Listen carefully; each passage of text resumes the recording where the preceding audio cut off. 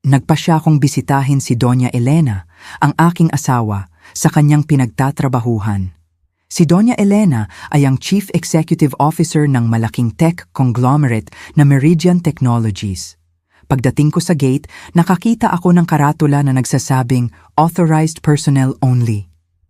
Nang sabihin ko sa gwardya na ako ang asawa ng CEO, natawa siya at sinabi, "Sir, nakikita ko ang asawa niya araw-araw. Nandyan na siya, palabas na ngayon." Kaya naman, nagpasya akong sumabay sa Agos. Nagpapasalamat ako na kasama ninyo ako, Sundan ninyo ang kwento ko hanggang sa dulo at i-comment ang lungsod kung saan ninyo ito pinapanood para makita ko kung hanggang saan na ang narating ng kwento ko. Hindi ko inakala na ang isang simpleng surprise visit ay makasisira sa lahat ng pinaniniwalaan ko tungkol sa 20 taon naming pagsasama. Ang pangalan ko ay Mang Reynaldo. 55 taong gulang na ako.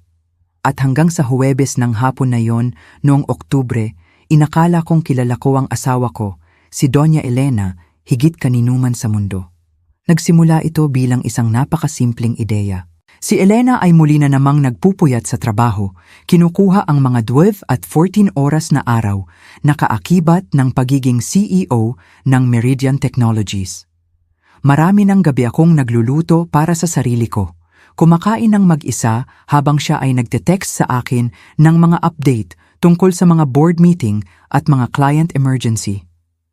Kinabukasan na yon, nagmamadali siyang umalis nang hindi man lang dala ang kanyang karaniwang kape, at naisip ko na ang pagdadala sa kanya ng kanyang paboritong latte at sandwich na gawa sa bahay ay maaaring magpasaya sa kanyang araw.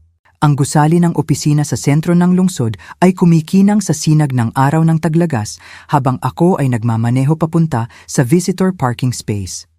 Ilang beses lang akong napunta sa opisina ni Elena sa loob ng maraming taon. Palagi niyang sinasabi na mas madaling paghiwalayin ang trabaho at bahay at iginagalang ko ang hangganang iyon. Marahil ay napakarami kong hangganan na iginagalang. Naglakad ako sa mga glass door na may daladala ang kape at brown bag, nakakaramdam ng kakaibang kaba. Ang lobby ay puro marble at chrome, ang uri ng nakakatakot na corporate space na nagpasalamat sa akin para sa aking tahimik na accounting practice. Isang security guard ang nakaupo sa likod ng isang malaking desk. Ang kanyang nameplate ay nakalagay na Mang Bert. "Magandang hapon," sabi ko. Papalapit na meron akong inaasahan na isang kumpiyansang ngiti. Nandito ako para makita si Doña Elena Hutchkins. Ako ang asawa niya, si Mang Reynaldo. Tumingala si Mang Bert mula sa kanyang computer screen. Ang kanyang ekspresyon ay nagbago mula sa propesyonal na paggalang patungo sa isang bagay na hindi ko mabasa. Bahagya niyang itinagilid ang kanyang ulo. Pinag-aaralan ang aking mukha na parang sinusubukang lutasin ang isang palaisipan. "Sinabi mong ikaw ang asawa ni Doña Hutchkins?" Ang kanyang boses ay may himig ng pagkalito na nagpatibok sa aking sikmura. "Oo, tama, Mang Reynaldo Hutchkins." Nagdala ako ng tanghalian para sa kanya. Itinaas ko ang bag, biglang nakaramdam ng kahangalan. Ang ekspresyon ni Mang Bert ay ganap na nagbago, nataas ang kanyang mga kilay at pagkatapos ay ginawa niya ang isang bagay na nagpatigil sa aking dugo. Tumawa siya, hindi isang magalang na tawa, kundi isang tunay na naguguluhang tawa na umalingaw-ngaw sa marmol na lobby. "Sir, pasensya na po, pero araw-araw ko nakikita ang asawa ni Doña Hutchkins. Katatapos lang niyang umalis, mga 10 minuto ang nakakaraan." Itinuro ni Mang Bert ang mga elevator na may kaswal na katiyakan. Nandyan na siya ngayon, pabalik. Lumingon ako, sinusundan ang kanyang tingin, at nakita ang isang matangkad na lalaki na nakasuot ng mamahaling charcoal suit na naglalakad sa lobby. Mas bata siya kaysa sa akin, marahil mga mid-40s, na may uri ng kumpiyansang kilos na tila nagmamay-ari ng bawat silid na kanyang pinapasukan. Ang kanyang maitim na buhok ay perpektong nakaayos. Ang kanyang mga sapatos ay pinakintab hanggang sa makinang na salamin. Lahat tungkol sa kanya ay nagpapahiwatig ng tagumpay at awtoridad. Tumango ang lalaki kay Mang Bert na may pamilyar na kaswal. "Magandang hapon, Bert. Pinakuha ni Elena ang mga file sa kotse." "Walang problema, Ginoong Eduardo. Nandyan siya sa opisina niya." "Ginoong Eduardo." Alam ko ang pangalang iyon mula sa mga kwento ni Elena sa trabaho. Ang kanyang vice president na sumali sa kumpanya, 3 taon na ang nakakaraan, ang lalaki na paminsan-minsan niyang binabanggit. Palaging sa profesional na konteksto. Frank ganito, Frank ganyan, palaging negosyo. Namanhid ang mga kamay ko sa paligid ng tasa ng kape. Ang brown bag ay kumaluskos habang ang aking hawak ay napahigpit ng hindi sinasadya. Gusto kong magsalita, iwasto ang malaking pagkakaunawaan na ito, ngunit ang aking boses ay ganap na nawala. Si Mang Bert ay tumitingin sa pagitan ni Hinoong Eduardo at sa akin ngayon, tunay na pagkalito ang nakikita sa kanyang mga tampok. Pasensya na po, sir, pero sigurado po ba kayong asawa kayo ni Doña Hutchkins? Kasi si Ginoong Eduardo po ang asawa niya. Ang mga salitang iyon ay parang mga pisikal na suntok sa akin. Asawa niya. Kasalukuyan, hindi dating asawa, hindi inaangkin na asawa, kundi isang simpleng pahayag ng katotohanan na gumimbal sa aking realidad. Huminto si Ginoong Eduardo sa gitna ng kanyang paglalakad, napansin ang aming usapan. Nang magtama ang mga mata namin, nakakita ako ng isang bagay na kumislap sa kanyang mukha. Hindi pagsisisi, hindi pagkabigla, kundi pagkilala. Alam na alam niya kung sino ako. May problema ba dito? Ang boses ni Hinoong Eduardo ay makinis, kontrolado. Ang boses ng isang lalaking sanay sa pamamahala ng mahihirap na sitwasyon. Isang malamig at kalkuladong bagay ang dumaan sa aking isipan sa sandaling iyon. Ang bawat hibla ng aking pagkatao ay sumisigaw na sumabog, humingi ng mga sagot, lumikha ng eksena na nararapat sa sitwasyong ito, ngunit isang mas malalim na karunungan ipinanganak mula sa 58 taon ng pagbabasa ng mga tao at sitwasyon sa aking accounting practice ang nagsabi sa akin na sumabay. Ah, ikaw siguro si Eduardo, sabi ko, pinipilit ang aking boses na manatiling matatag. May nabanggit si Elena tungkol sa iyo. Ako si Reynaldo, isang kaibigan ng pamilya. Ang kasinungalingan ay mapait, ngunit binigyan ako nito ng oras para mag-isip. Nagkataon lang na dadaan ako para magbigay ng ilang mga dokumento kay Elena. Bahagyang lumuwag ang balikat ni Eduardo, ngunit nanatiling mapagmatsyag ang kanyang mga mata. Ah, oo. Nabanggit ka rin ni Elena. Talaga? Ano ang sinabi niya? Nagmi-meeting siya halos buong hapon, pero masasabi kong makukuha niya ang anumang dala mo. Inabot ko ang kape at sandwich. Mechanical ang mga kilos ko. Sabihin mo lang kay Elena na dumaan si Reynaldo. Sige po. Ang ngiti ni Eduardo ay perpektong profesional, perpektong normal, na parang hindi kami nagkaroon ng pinaka-surreal na pag-uusap sa buhay ko. Naglakad ako pabalik sa aking kotse na parang wala sa sarili, ang mga binti ko ay gumagalaw ng walang malay na direksyon. Ang hangin ng Oktubre ay tumatama sa aking balat, ngunit halos hindi ko ito napansin. Lahat ay mukhang pareho tulad noong dumating ako 30 minuto ang nakakaraan, ngunit ang aking mundo ay ganap na nabago. Nakaupo sa driver's seat, tinitigan ko ang gusali ng opisina sa pamamagitan ng aking windshield. 28 taon ng kasal. 28 taon ng pagbabahagi ng kama, tahanan, pangarap, takot, mga biro na walang ibang nakakaintindi. 28 taon ng paniniwalang lubos kong kilala ang babaeng ito. Nagbuzz ang telepono ko sa isang text mula kay Elena.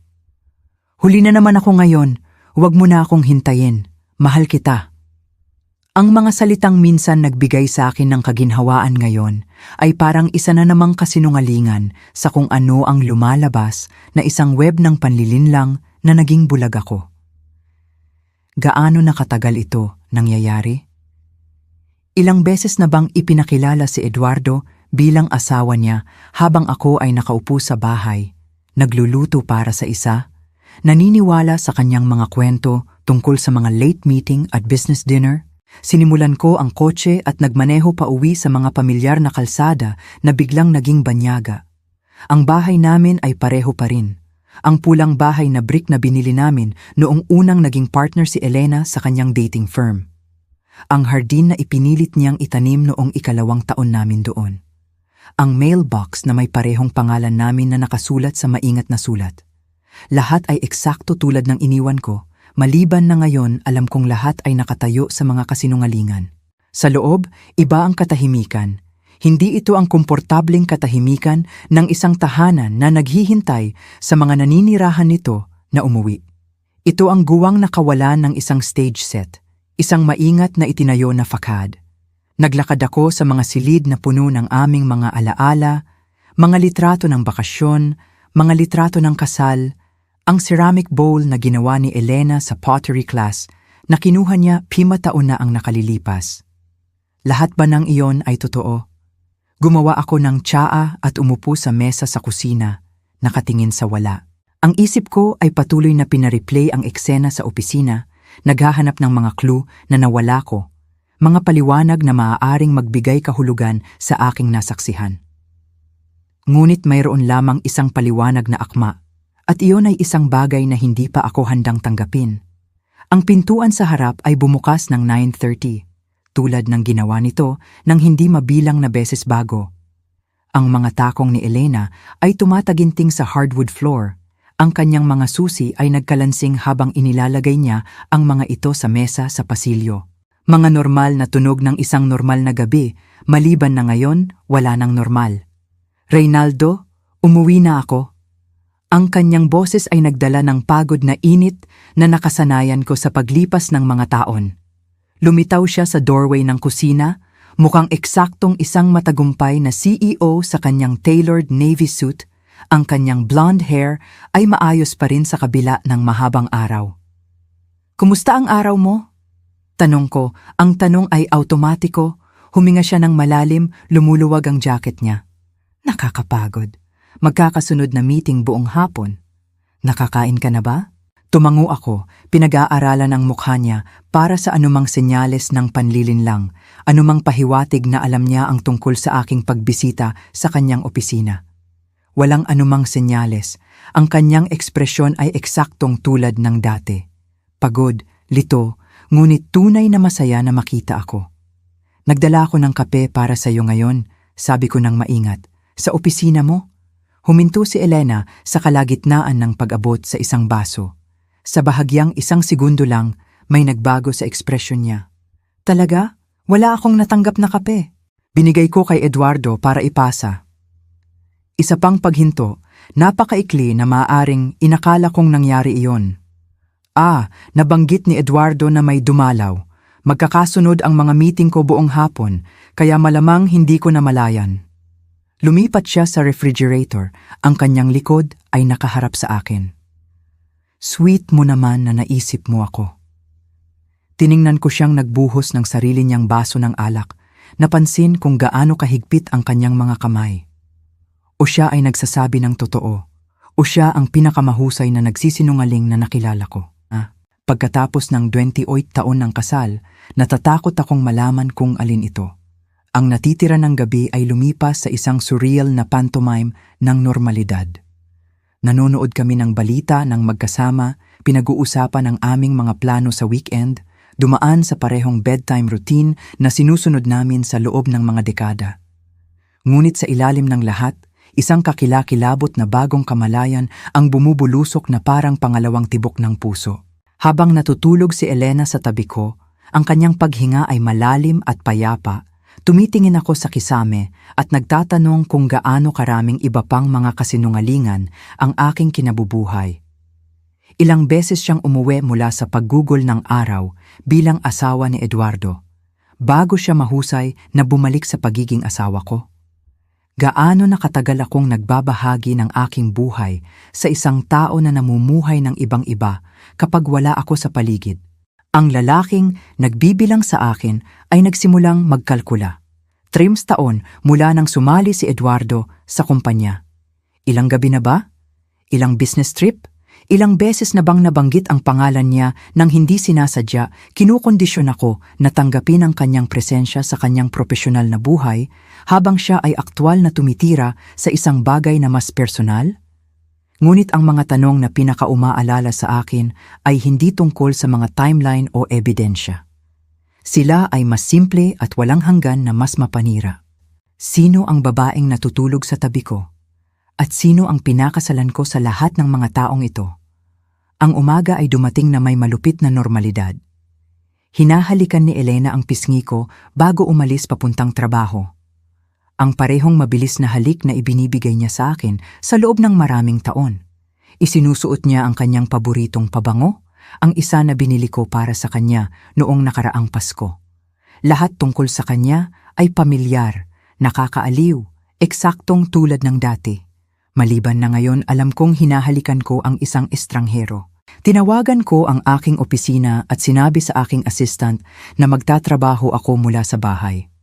Sa unang pagkakataon sa aking 15 taong practice, hindi ko kinaya ang pag-iisip na pag-usapan ang mga tax return at quarterly reports.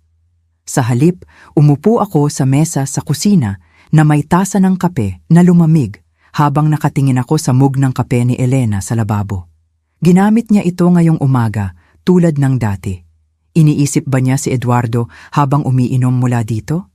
Sa tanghali, natagpuan ko ang sarili ko na gumagawa ng isang bagay na hindi ko pa nagagawa. Nagbubuklat ng mga gamit ni Elena.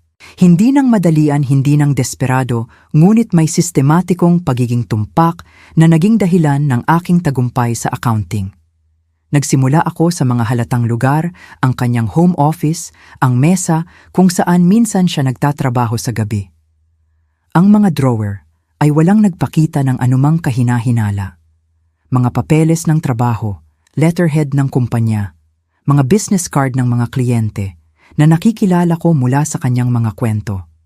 Lahat ay eksakto kung ano ang dapat para sa isang CEO na paminsan-minsan ay nagdadala ng trabaho pauwi. Ngunit pagkatapos ay nakakita ako ng isang bagay na nagpasikip sa aking tiyan. Isang resibo sa restaurant mula sa Manila Garden, ang French place sa downtown kung saan namin ipinagdiwang ang aming anibersaryo. 3 taon na ang nakalipas, may petsang 6 na linggo na ang nakakaraan para sa 2 tao. 3,500 PHP. Naaalala ko ang gabing iyon ng malinaw dahil sinabi ni Elena sa akin na kumakain siya kasama ang isang potensyal na kliyente. Isang kliyente mula sa Cebu na nasa bayan lamang sa isang gabi. Tinitigan ko ang resibo, bahagyang nanginginig ang aking mga kamay. Ang timestamp ay nagpapakita ng 8:15 ng gabi. Nag-usap kami sa telepono noong gabing iyon mga 9:30. Mukha siyang relaxed, masaya, naglalarawan ng kanyang mahirap ngunit produktibong meeting sa kliyente. Ipinagmamalaki ko siya sa pagkuha ng kung ano ang inilarawan niya bilang isang makabuluhang account. Ngunit ito ay hindi isang resibo ng business dinner. Walang mga singil sa alak na kasama ng client entertainment. Walang mga appetizer o dessert na tatawagin ni Elena upang mapabilib ang isang potensyal na kliyente. 2 entry lang at isang bote ng alak. Ang uri ng intimate dinner na akala ko ay para lamang sa amin. Tumunog ang telepono ko, nagulat ako sa aking mga iniisip. Ang pangalan ni Elena ay lumabas sa screen. "Hi, honey?" Sumagot ako, nagulat sa kung gaano normal ang tunog ng aking boses. "Hey, gusto ko lang i-check-in. Medyo off ka kanina umaga." Ang kanyang boses ay nagdala ng tunay na pag-aalala, ang uri ng mapagmalas na atensyon na nagpagpatibok sa akin ng pagmamahal sa kanya 29 taon na ang nakalilipas. "Pagod lang," sabi ko. "Hindi maganda ang tulog. Siguro dapat kang mag-real break ngayon. Sobra ang pagod mo lately." Ang ironiya ng kanyang suhestyon ay hindi lumagpas sa akin. Habang nagtatrabaho ako ng husto sa aking maliit na practice, siya ay tila nagtatrabaho ng husto sa pagpapanatili ng 2 magkaibang buhay. Sa totoo lang, naiisip ko yung dinner mo sa client mula sa Cebu. Yung mga 6 na linggo na ang nakakaraan. Kumusta na yon? Isang paghinto. Napakaikli na karamihan sa mga tao ay hindi ito mapapansin.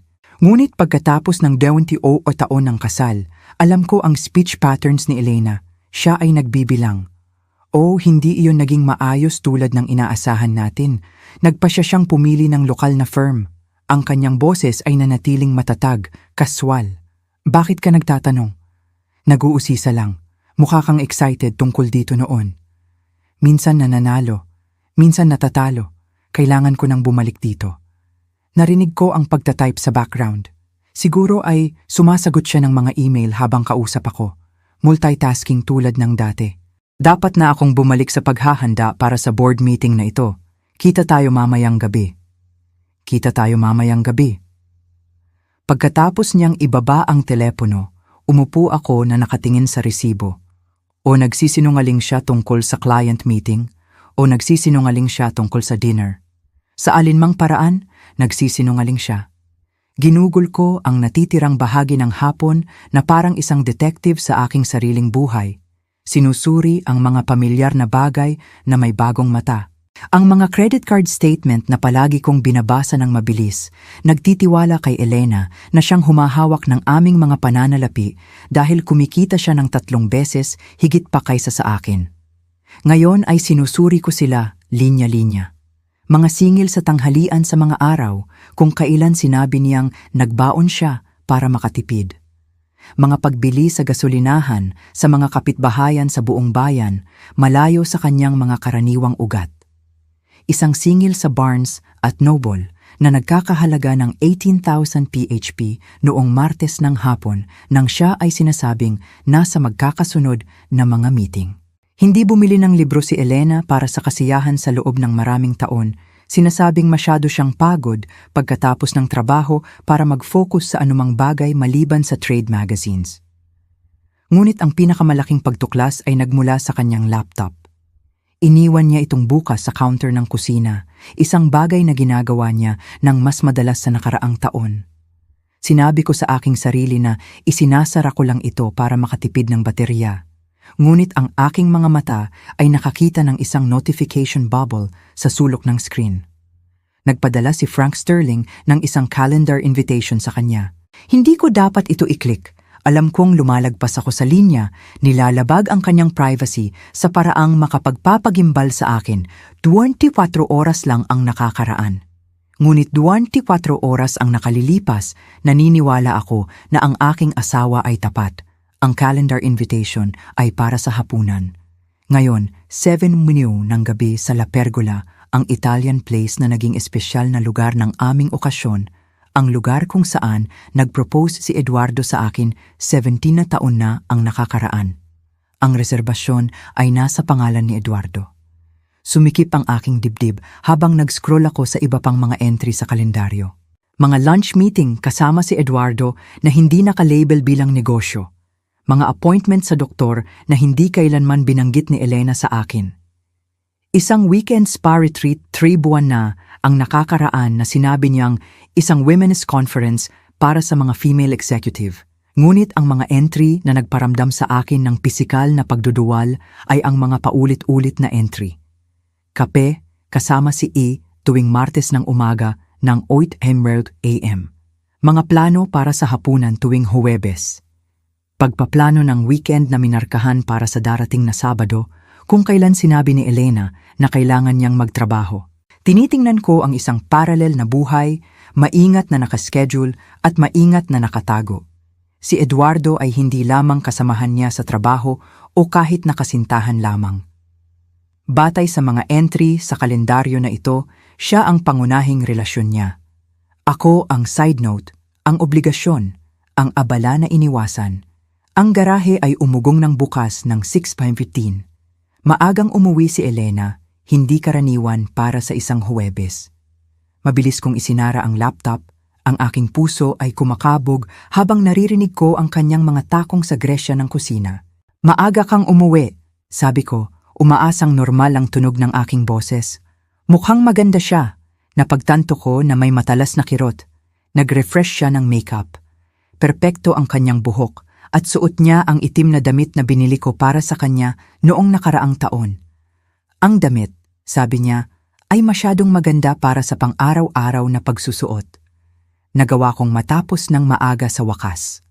Lumakad siya sa tabi ko papunta sa refrigerator. Ang kanyang pabango ay sumusunod sa kanya. Akala ko baka pwede tayong kumain sa labas ngayong gabi. Matagal na mula nang gumawa tayo ng spontanyong bagay.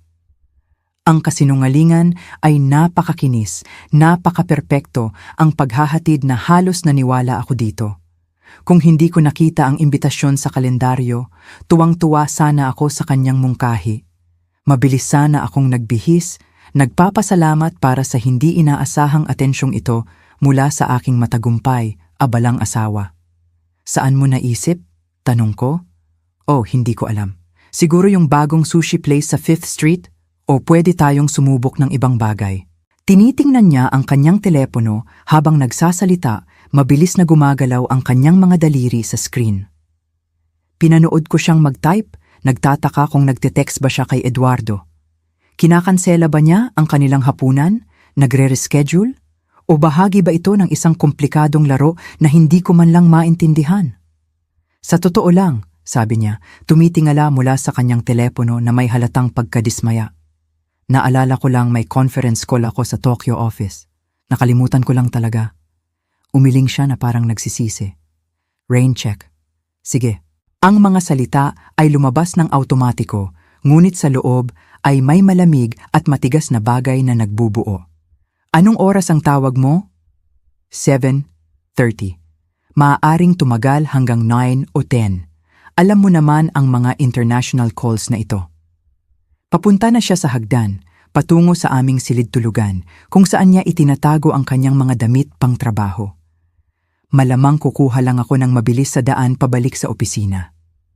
Tumango ako, ginagampanan ang aking bahagi sa komplikadong panlilinlang na ito. Gagawa ako ng sarili kong dito. Huminto siya sa paanan ng hagdan, tumingin pabalik sa akin na may halong tunay na pagmamahal. Napakakomprehensibo mo, Reynaldo. Hindi ko alam ang gagawin ko kung wala ka. Ang mga salitang dapat ay nagpainit sa akin ay naramdaman tulad ng mga ice pick.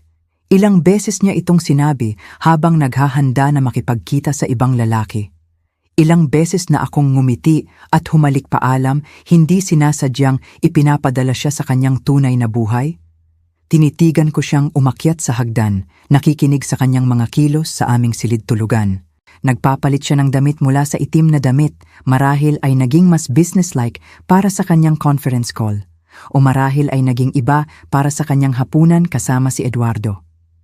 20 minuto pagkatapos, bumaba siya na suot ang isang navy blouse at dark slacks, profesional, ngunit kaakit-akit. Perpekto ang kanyang makeup, na touch up ang kanyang buhok. Mukha siyang babae na naghahanda para sa isang mahalagang gabi, hindi isang taong naghahanda para sa isang mahabang tawag sa komperensya. Sisikapin kong hindi masyadong mahuli, sabi niya, humahalik sa aking pisngi. Ang parehong lugar na hinahalikan niya kaninang umaga, ngunit ngayon ay naramdaman tulad ng isang pagtataksil sa halip na pagiging malapit. Maglaan ka ng oras mo. Malamang matutulog na ako. Kinuha niya ang kanyang purse, ang kanyang laptop bag, ang kanyang mga susi. Ang parehong routine na napanood ko ng libu-libong beses. Ngunit ngayon alam kong nanonood ako ng isang artista na naghahanda na umalis sa isang pagganap para sa isa pa. Ang bahay ay naging iba pagkatapos niyang umalis. Hindi walang laman, ngunit tinambangan. Ang bawat pamilyar na bagay ay tila nanunuya sa akin sa maling kaginhawahan nito. Ang mga larawan ng kasal sa mantle, ang mga souvenir mula sa bakasyon sa bookshelf, ang coffee table na pinili namin 10 taon na ang nakakaraan noong nag-renovate kami ng sala. Lahat ay totoo, ngunit wala sa mga ito ang nangangahulugang kung ano ang akala ko.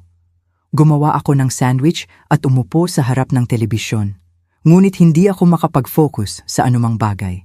Ang aking isip ay patuloy na bumabalik sa parehong mga imposibleng tanong. Gaano nakatagal ito nangyayari? Paano ko na-miss ang mga senyales ng napakatagal? At ang pinakanakakawasak, ang buong kasal ba namin ay isang kasinungalingan o may nagbago ba sa paglipas ng panahon? Sa 8:30, natagpuan ko ang aking sarili na nagmamaneho malapit sa La Pergola. Sinabi ko sa aking sarili na pupunta lang ako sa grocery store, na ang rutang ito ay perpektong normal. Ngunit nang makita ko ang pilak na BMW ni Elena sa parking lot ng restaurant, na nakaparada sa tabi ng isang madilim na Mercedes na hinala ko ay kay Eduardo. Ang huling hibla ng pag-asa na aking pinanghahawakan ay naputol. Nasa loob sila ngayon, nagbabahagi ng parehong uri ng intimate dinner na akala ko ay eksklusibo sa aming kasal. Sinasabi ba niya sa kanya na mahal niya siya? Natatawa ba siya sa kanyang mga biro tulad ng dati niyang pagtawa sa akin? Nagpaplano ba sila ng isang hinaharap na hindi kasama ako? Nagmaneho ako pa uwi na parang wala sa sarili. Ang bigat ng aking bagong realidad ay bumabalot sa akin na parang mabigat na coat. Ang aking asawa ng 28 taon ay namumuhay ng isang double life na kumpleto. Napakakinis na isinama na ako ay ganap na bulag dito. Ang babaeng akala ko kilala ko ng higit pa sa sino man ay isang estranghero. Ang kasal na pinaniniwalaan kong matatag ay tila lamang ang cover story para sa kanyang tunay na relasyon. Ngunit marahil ang pinakanakakagimbal na pagkaunawa ay ito. Wala akong ideya kung gaano nakatagal akong nabubuhay sa kasinungalingan na ito at wala akong ideya kung ano ang gagawin tungkol dito. Ang pagbubunyag ay dumating 3 araw mamaya sa pinakamundanong paraan na posible. Nililinis ko ang junk drawer sa kusina, isang bagay na ginagawa ko quarterly upang mapanatiling organisado ang aming bahay nang ang aking mga daliri ay dumampi sa isang susi na hindi ko nakikilala. Ito ay tanso na may gilid na makinis dahil sa paggamit nakakabit sa isang keychain mula sa Harbor View Apartments sa kabilang dulo ng bayan. Tinitigan ko ito ng mahabang sandali, ang aking isip ay sinusubukang iproseso ang aking nakikita. Pag-aari namin ang aming bahay ng ganap at nakabayad na sa loob ng 8 taon. Wala sa amin ang anumang dahilan para magkaroon ng susi ng apartment, lalo na ang isa mula sa isang complex na 30 minuto ang layo mula sa aming kapitbahayan. Sa hapon na iyon, habang si Elena ay nasa kung ano ang tinawag niyang client presentation, nagmaneho ako papunta sa Harbor View Apartments. Ang complex ay maayos, upscale, ngunit hindi ostentatious. Ang uri ng lugar kung saan ang mga matagumpay na propesyonal ay maaaring magkaroon ng isang discreet second residence. Umupo ako sa aking kotse sa visitor parking area, nakatingin sa susi sa aking palad at nagtatanong kung gusto ko ba talagang malaman kung anong pinto ang bubuksan nito. Ang sagot ay dumating nang makita ko ang Mercedes ni Eduardo na pumasok sa isang nakanumero na espasyo. Nakita ko siyang lumabas na may daladalang grocery bag at tila dry cleaning. Gumalaw siya na may madaling pamilyaridad ng isang taong umuuwi, hindi isang bisita. Nang siya ay nawala sa Building C, naghintay ako ng eksaktong 10 minuto bago sumunod. Ang susi ay perpektong kasya sa apartment 214. Bumukas ang pinto patungo sa isang buhay na hindi ko kailanman alam na umiiral. Hindi ito isang pansamantalang taguan o isang lihim na meeting spot. Ito ay isang tahanan, isang fully furnished, lived-in home na may mga litrato sa mantel, mga libro sa mga istante, at paboritong throw pillow ni Elena na nakaayos sa isang sofa na hindi ko pa nakikita dati. Ngunit ang mga litrato ang ganap na sumira sa akin. Si Elena at Eduardo sa tila isang company Christmas party, ang braso niya sa baywang niya sa isang possessive, intimate na paraan. Sila dalawa sa isang beach na hindi ko kilala. Parehong tanned at relaxed. Si Elena ay nakasuot ng sundress na hindi ko pa nakikita. Si Eduardo ay humahalik sa kanyang pisngi habang siya ay tumatawa. Ang kanyang kaliwang kamay ay nakikita at kapansin-pansin na walang singsing sa kasal na isinusuot niya sa bahay. Naglakad ako sa apartment na parang multo, naglilista ng ebidensya ng isang relasyon na malinaw na higit pa sa isang affair. Ito ay isang pangalawang buhay, kumpleto at naitatag. Sa silid-tulugan, ang mga damit ni Elena ay nakasabit sa tabi ng mga damit ni Eduardo sa isang shared closet. Ang kanyang pabango ay nasa dresser sa tabi ng kanyang cologne. Ang banyo ay may 2 toothbrush, ang kanyang contact lens solution, ang mamahaling face cream na sinabi niyang masyadong mahal para bilhin muli nang maubusan siya x na buwan na ang nakakaraan. Sa counter ng kusina, natagpuan ko ang pinaka-nakakawasak na ebidensya sa lahat. Isang folder na may label na Future Plans sa sulat kamay ni Elena. Sa loob ay mga listing ng bahay, sa pangalan ni Eduardo mga brochure ng bakasyon para sa mga biyahe na hindi ko kailanman narinig na binanggit niya at isang business plan para sa pagpapalawak ng Meridian Technologies kasama si Eduardo na nakalista bilang CEO at si Elena bilang presidente. Ngunit sa ilalim ng folder ay may isang bagay na nagpatitilog sa aking mga kamay. Isang summary ng konsultasyon mula sa Morrison at Associates Family Law. Pamilyar ang letterhead dahil ang Morrison at Associates ay ang firm na humawak ng aming mga update sa Wills 5 taon na ang nakakaraan. Ayon sa summary, nakipagpulong si Elena sa kanila 2 beses sa nakalipas na 4 na buwan upang pag-usapan ang mga optimal na divorce strategies para sa mga individual na may mataas na asset. Ang dokumento ay naglalahad ng kanyang diskarte sa clinical detail. Plano niyang mag-file ng divorce na nagbanggit ng irreconcilable differences at emotional abandonment. Ang diskarte ay nagsasangkot ng pagtatatag ng isang pattern ng aking sinasabing emotional unavailability na suportado ng tinatawag ng abogado na lifestyle incompatibility evidence. Ayon sa planong ito, ang aking kagustuhan para sa tahimik na gabi sa bahay ay ipapakita bilang social isolation. Ang aking kasiyahan sa aking maliit na accounting practice ay magiging kawalan ng ambisyon. Ang aking kasiyahan sa aming modest lifestyle ay magiging kakulangan sa pagsuporta sa kanyang professional growth. Ngunit ang pinaka-nakakakilabot na bahagi ay ang timeline. Si Elena ay nagpaplano ng diborsyong ito sa loob ng hindi bababa sa 2 taon, maingat na nagdodokumento ng mga pagkakataon ng tinatawag niyang withdrawn behavior ko. Siya ay lumilikha ng isang naratibo ng aming kasal na naglalarawan sa akin bilang isang hindi sapat na asawa na unti-unting naging emotionally unavailable. Ang babaeng kasama ko, minahal, pinagkatiwalaan, ay sistematikong nagtatayo ng kaso laban sa akin habang ako ay nanatiling ganap na walang malay. Umupo ako sa kanilang sofa, napapaligiran ng ebidensya ng kanilang shared life at sinubukang iproseso ang laki ng panlilinlang. Ito ay hindi lamang isang affair na lumala. Ito ay isang kalkuladong pagpapalit ng isang buhay ng isa pa. Hindi lang ni Eduardo ninakaw ang asawa ko. Siya ay sistematikong pumalit sa akin habang ako ay dahan-dahang inalis sa kwento. Ang telepono ko ay nag-buzz sa isang text mula kay Elena. "Huli na naman ako ngayon. Huwag mo na akong hintayin. Mahal kita." Ang parehong mga salita na marahil ay na-text niya sa akin mula sa mismong apartment na ito. Siguro habang nagluluto si Eduardo ng hapunan sa kanilang kusina o habang sila ay nagpaplano ng kanilang susunod na bakasyon. Ilang beses siyang nagpadala sa akin ng mga mapagmahal na mensahe habang aktwal na namumuhay ng isang ganap na magkaibang buhay. Kinuha ko ang larawan ng lahat gamit ang aking telepono. Ang accounting mind ko ay automatikong lumilikha ng dokumentasyon na kakailanganin ko sa huli, ang mga litrato, ang mga legal na dokumento, ang ebidensya ng kanilang shared residence. Ngunit habang ako ay nagtatrabaho, isang kakaibang kapayapaan ang bumalot sa akin. Sa loob ng 3 araw, ako ay pinahirapan ng kawalan ng katiyakan, ng puwang sa pagitan ng aking alam at ng aking hinala. Ngayon mayroon na akong mga sagot. At bagaman sila ay nakakawasak, sila rin ay nagbibigay linaw.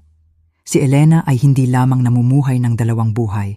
Siya ay nagsagawa ng isang komplikadong pangmatagalang plano upang lumipat mula sa isang buhay patungo sa isa pa kasama ako bilang ang hindi alam na supporting character sa kanyang sariling pagpapalit. Ang babaeng pinakasalan ko sa loob ng 22 taon ay methodical na nagbubura sa akin mula sa kanyang hinaharap habang pinapanatili ang fasad ng aming kasal. Pag-uwi ko, nakita ko ulit ang laptop ni Elena na nakabukas sa counter ng kusina. Sa pagkakataong ito, hindi ako nagdalawang isip. Binuksan ko ang kanyang email at nakita ko ang mga komunikasyon na nagpapatunay sa lahat ng aking natuklasan sa apartment. Mga mensahe sa pagitan ni Elena at Eduardo tungkol sa kung kailan gagawin ang transisyon. Mga komunikasyon sa kanyang abogado tungkol sa paghahanda kay Mang Reynaldo para sa mga hindi maiiwasang pagbabago. Kahit mga email sa aming mga kaibigan, subtly na inihahanda sila para sa tinatawag niyang ilang mahihirap na desisyon na kailangan kong gawin tungkol sa aking kasal. Isang email sa kanyang kapatid na si Sarah, may petsang 2 linggo lang ang nakakaraan, ay partikular na nakakawasak. Naging malayo na si Reynaldo nitong mga nakaraang panahon. Sa tingin ko siya ay dumadaan sa isang uri ng midlife crisis, ngunit hindi niya ito pinag-uusapan. Sinusubukan kong maging pasensyoso, ngunit hindi ko maaaring isakripisyo ang aking sariling kaligayahan ng walang hanggan.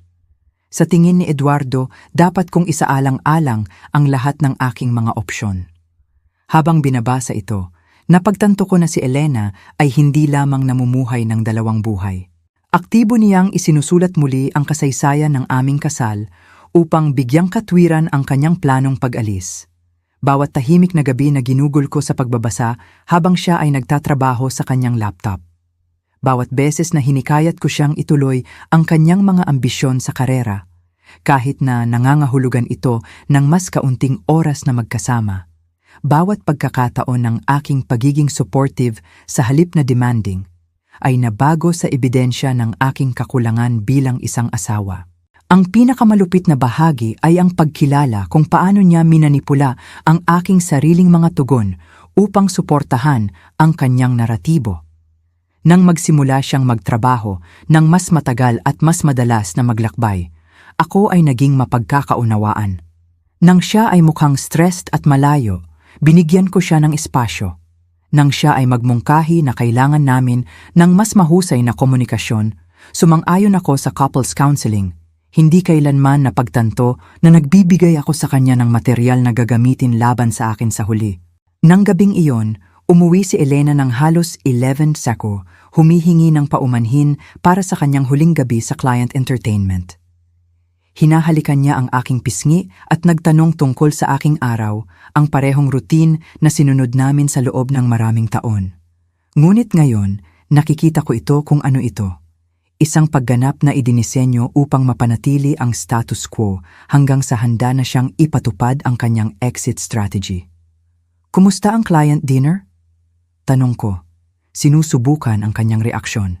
Produktibo, sa tingin ko. Sinusubukan naming makuha ang malaking kontratang ito at minsan ang mga ganitong bagay ay nangangailangan ng dagdag na relationship building. Gumalaw siya sa paligid ng kusina na may praktikal na kadalian, gumagawa ng sarili niyang tasa ng tsaa. Nandito rin si Eduardo, syempre, dahil siya ang mamamahala sa account kung makuha natin ito. Nandito rin si Eduardo, syempre, nandito siya. Nagtaka ako kung magtatawanan sila tungkol sa pag-uusap na ito mamaya sa kanilang shared apartment habang nagpaplano ng kanilang shared future. Maganda yan, sabi ko. Mahusay kayong nagtutulungan ni Eduardo. Huminto si Elena, ang tasa ay kalahati paakyat sa kanyang labi. Ganon nga, talagang nauunawaan niya ang business side ng mga bagay. Mayroong isang bagay sa kanyang boses, isang init na dating inilaan niya para sa pakikipag-usap tungkol sa akin. Naging instrumento siya sa ilan sa aming mga pinakamalaking panalo kamakailan. Tumango ako, ginagampanan ang aking bahagi sa komplikadong charade na ito. Ngunit sa loob, ako ay nagbibilang.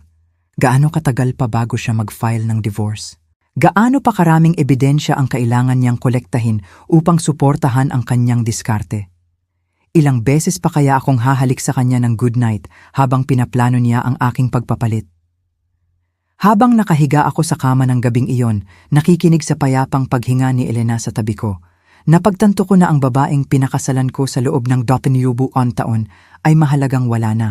Sa kanyang lugar ay isang tao na kayang mapanatili ang antas na ito ng panlilinlang ng may halatang kadalian. Isang tao na maaaring magplano ng aking emosyonal at pinansyal na pagkawasak habang tinatanggap ang aking pagmamahal at suporta. Ngunit marahil ang pinakanakakawasak sa lahat ay ang pagkilala na ako ay namumuhay kasama ang isang estranghero sa loob ng mga buwan, marahil mga taon, nang hindi ito kailanman pinaghihinalaan. Ang Elena na akala ko kilala ko, ang babaeng pinagtayuan ko ng aking buhay, ay dahan-dahang napalitan ng isang tao na may kakayahang ganitong antas ng kalkuladong pagtataksil. Ang tanong ngayon ay hindi kung tapos na ang aking kasal. Ang tanong ay kung ito ba ay talagang umiral. Pinili ko ang Sabado ng umaga para sa komprontasyon. Si Elena ay nasa aming kusina, nasuot ang mapusyaw na dilaw na robe na binili ko para sa kanya 3 Pasko ang nakakaraan. Humihigop ng kape mula sa kanyang paboritong mug habang nag-i-scroll sa kanyang telepono. Ito ang uri ng payapang domestic scene na minsan ay nagbigay sa akin ng kasiyahan. Ngayon ay parang nanonood ng isang pagtatanghal na hindi ko na mapapanggap na pinaniniwalaan. Kailangan nating mag-usap, sabi ko. Inilalagay ang folder ng ebidensya sa mesa sa kusina sa pagitan namin. Tumingala si Elena mula sa kanyang telepono. Ang kanyang ekspresyon ay nagbago mula sa kaswal na atensyon patungo sa matalas na kamalayan nang makita niya ang mga dokumento. Ang kanyang tasa ng kape ay tumigil sa kalagitnaan ng pag-abot sa kanyang labi. At sa isang sandali lang, nakakita ako ng isang bagay na kumislap sa kanyang mukha na maaaring kasiyahan. Ano ito? Tanong niya.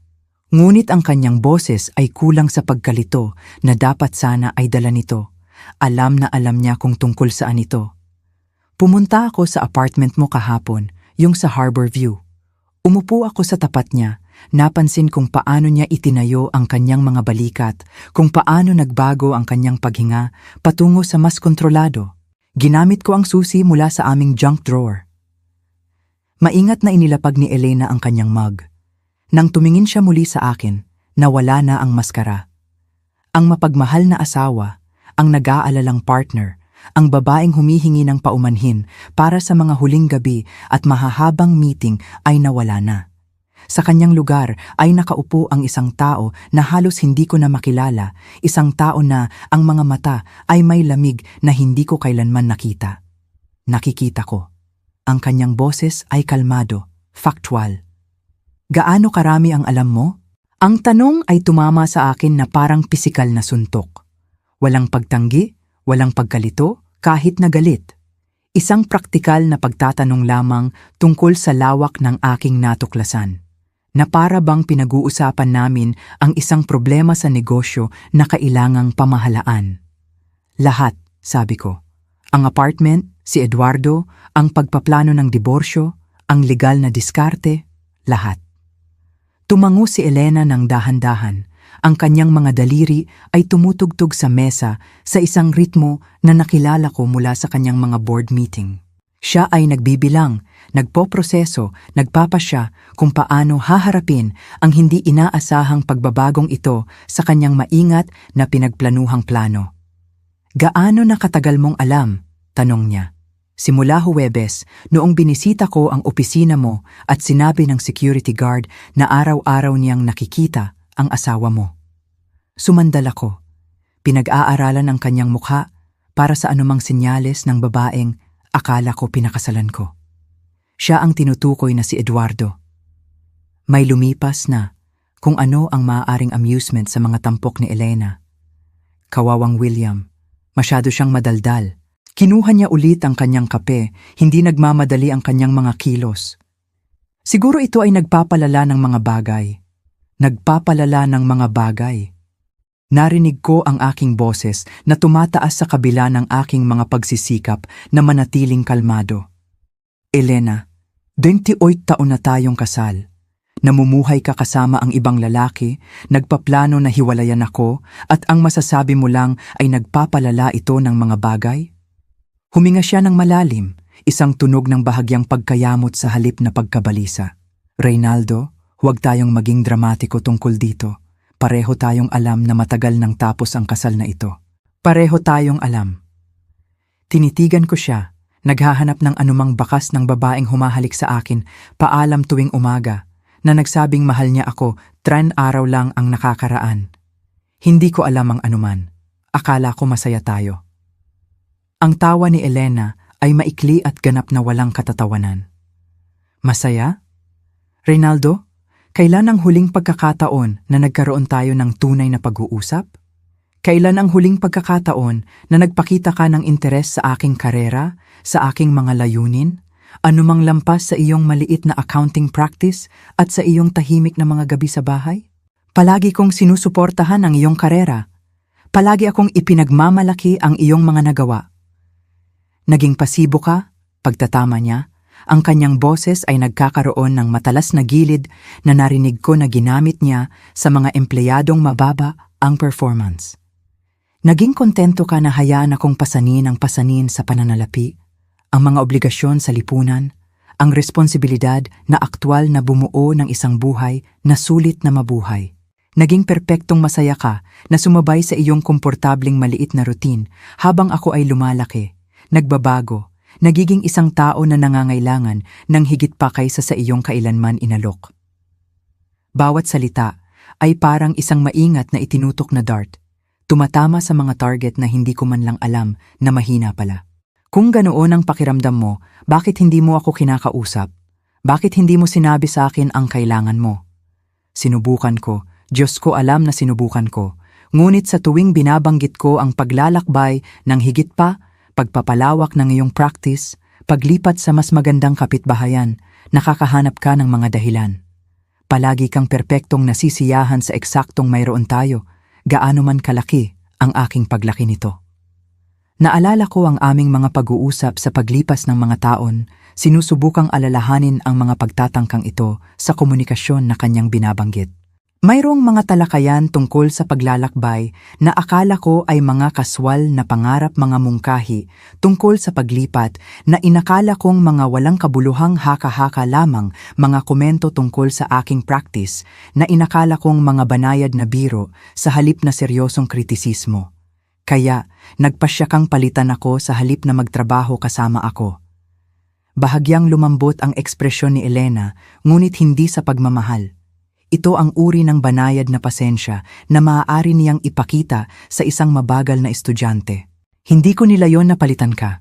Nakilala ko si Eduardo 3 taon na ang nakakaraan noong sumali siya sa kumpanya. Siya ay lahat. Ikaw ay hindi ambisyoso, dinamiko, interesado sa pagbuo ng isang bagay na mas malaki kaysa sa kanyang sarili.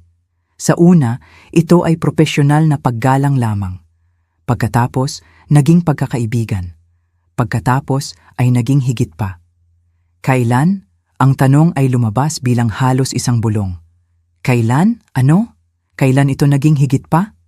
Isaalang-alang niya ito, itinagilid ang ulo na parang sinusubukang alalahanin ang mga detalye ng isang transaksyon sa negosyo. Mga 2 taon na ang nakakaraan. Si Eduardo ay nakasara lang ng kanyang unang malaking deal sa amin. Nagpunta kami sa labas para ipagdiwang at nauwi kami sa pag-uusap hanggang 3 din ng umaga tungkol sa aming mga pangarap, aming mga plano, ang uri ng buhay na gusto naming buuin. Ito ang pinaka-stimulating na pag-uusap na nagkaroon ako sa loob ng maraming taon. Umuwi ka ng gabing iyon. Naaalala kong sinabi mong huli na ang client dinner. Oo, sa isang paraan. Ang boses ni Elena ay factual, na parang naglalarawan siya ng isang bagay na nangyari sa ibang tao. Doon ko napagtanto kung ano ang nawawala sa akin. Nakikinig si Eduardo kapag nagsasalita ako tungkol sa pagpapalawak ng kumpanya sa buong mundo. Nasasabik siya sa parehong mga oportunidad na nagpapasabik sa akin.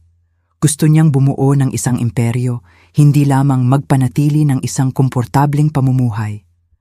At iyon ang nagbibigay katwiran sa pagsisinungaling sa akin sa loob ng 2 taon. Sa unang pagkakataon, nagpakita si Elena ng mabilis na tunay na emosyon. Ngunit hindi ito kasalanan o kalungkutan. Ito ay pagkayamot. Hindi ako nagsisinungaling, Reynaldo. Pinoprotektahan kita mula sa isang katotohanan na hindi ka pa handang harapin. Ang kasal natin ay tapos na noon pa man. Hindi mo lang gustong makita ito. Ang kasal natin ay tapos na dahil nagpasya kang tapos na ito. Dahil nakahanap ka ng isang taong mas tugma sa iyong mga ambisyon kaysa sa akin. Ang kasal natin ay tapos na dahil tumigil ka sa paglaki. Tumayo si Elena, lumipat sa bintana na may kakayahang paggalaw na unang umakit sa akin sa kanya halos 30 taon na ang nakalilipas. Patuloy akong umaasa na magkakaroon ka ng ilang passion para sa isang bagay, anumang bagay lampas sa iyong routine. Ngunit hindi mo kailanman ginawa. Ikaw ay naging parehong lalaki sa edad na 65 na ikaw ay nasa edad na 36 at hindi ako ang parehong babae. Tinitigan ko ang kanyang profile laban sa liwanag ng umaga. Nakikilala ang katotohanan sa kanyang mga salita kahit na ang mga ito ay nakakawasak sa akin. Ako ay naging kontento sa aming buhay sa mga paraan na tila hindi siya kailanman naging. Nakakita ako ng kasiyahan sa aming tahimik na mga gabi, sa aming mga modestong tagumpay, sa aming matatag na routine. Habang siya ay nangangarap ng mas malalaking bagay, Ako ay nagpapasalamat sa aming mayroon. Kaya, ikaw at si Eduardo ay nagpaplano na tanggalin ako. Lumingon si Elena pabalik sa akin. Ang kanyang ekspresyon ay parang negosyo. Nagpaplano kami ng aming hinaharap. Ang diborsyo ay palaging kinakailangan, ngunit gusto naming hawakan ito sa paraang hindi masyadong makakaabala sa lahat na kasangkot. Hindi masyadong makakaabala. Kinuha ko ang legal consultation summary. Bumubuo ka ng kaso laban sa akin sa loob ng mga buwan, emotional abandonment, lifestyle incompatibility. Nagdodokumento ka ng lahat ng aking ginagawa upang gamitin laban sa akin sa huli. Nagkaroon siya ng kagandahang loob na mukhang bahagyang hindi komportable. Ang legal na payo ay upang protektahan tayong dalawa. Ang diborsyo ay maaaring maging pangit kung ang mga tao ay hindi handa. Protektahan tayong dalawa. Elena, sistematikong sinisira mo ang aking reputasyon sa aming mga kaibigan, ginagawa akong mukhang isang hindi sapat na asawa na nagtulak sa iyo na maghanap ng kaligayahan sa ibang lugar. Naging tapat ako tungkol sa estado ng aming kasal, sabi niya ng depensibo. Kung iyon ay nagpaparamdam sa iyo ng hindi komportable, marahil ay dapat mong tanungin ang iyong sarili kung bakit. Ang pabilog na lohika ay nakakalito. Siya ay naging hindi tapat, mapanlinlang at mapanmanipula. Ngunit kahit papaano ako ang tinatanong na suriin ang aking pag-uugali. Ito ay isang antas ng psikolohikal na manipulasyon na nag-iwan sa akin na walang pakiramdam, nagtatanong sa aking sariling mga perception. Mahal mo ba siya? Tanong ko, nagulat sa aking sarili sa tanong. Ang ekspresyon ni Elena ay lumambot sa unang pagkakataon sa aming pag-uusap, ngunit hindi sa paraang nag-aalok sa akin ng anumang kaginhawaan. Oo, mahal ko si Eduardo sa paraang hindi ko minahal kailanman. Hinahamon niya ako, binibigyang inspirasyon niya ako, ginagawa niyang gusto kong maging mas mabuti kaysa sa akin. Sa kanya, nararamdaman kong nabubuhay ako sa halip na umiiral lamang. At kasama ako, tumingin siya sa akin ng mahabang sandali. Ang kanyang tingin ay hindi malupit o mabait, tapat lamang. Sa iyo, naramdaman kong ligtas, komportable, hindi hinahamon. Sa loob ng mahabang panahon, inakala kong sapat na iyon. Ngunit hindi na, Reynaldo, gusto ko ng higit pa sa ligtas. Umupo ako sa katahimikan, sinisipsip ang bigat ng kanyang mga salita. At hintukon taon ng kasal, at ang pinahahalagahan niya sa akin ay ang aking kakayahang magbigay ng emosyonal na kaligtasan at kaginhawahan. Ang aking nakita bilang pag-ibig at pakikipagsosyo. Naranasan niya bilang paghinto at limitasyon. Ano ang mangyayari ngayon? Tanong ko. Umupo si Elena. Ang kanyang postura ay lumuwag habang lumipat kami sa praktikal na teritoryo. Ngayon, hawakan natin ito na parang mga tao. Magfa-file na sana ako ng divorce sa susunod na buwan. Pinalala lang nito ang timeline. Sa susunod na buwan? Gusto naming ni Eduardo na magpakasal pagsapit ng Disyembre. Nagpaplano kami ng maliit na seremonya kasama ang mga malalapit na pamilya. Huminto siya. Marahil ay napagtanto kung paano ito tunog.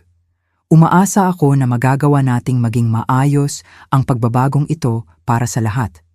Para sa lahat maliban sa akin. Reynaldo, magiging maayos ka. Mayroon kang iyong practice, ang iyong mga routine, ang iyong mga simpleng kasiyahan. Marahil ay magiging mas masaya ka nang walang presyon ng pagsubok na makipagsabayan sa isang tulad ko. Ang condescension sa kanyang boses ay nakakagulat. Kahit sa gitna ng pagbubunyag ng kanyang ganap na pagtataksil, inilalagay niya ang sarili bilang ang nagbibigay sa akin ng pabor sa pamamagitan ng pag-alis, na parang ang aking kasiyahan sa aming buhay ay isang pasanin na kanyang buong taos-pusong binuhat sa lahat ng mga taong ito. Nagtiwala ako sa iyo, sabi ko ng tahimik.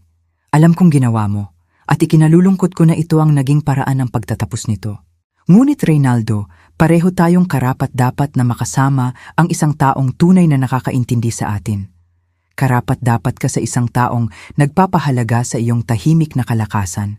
At karapat-dapat ako sa isang taong kapareho ko ng ambisyon.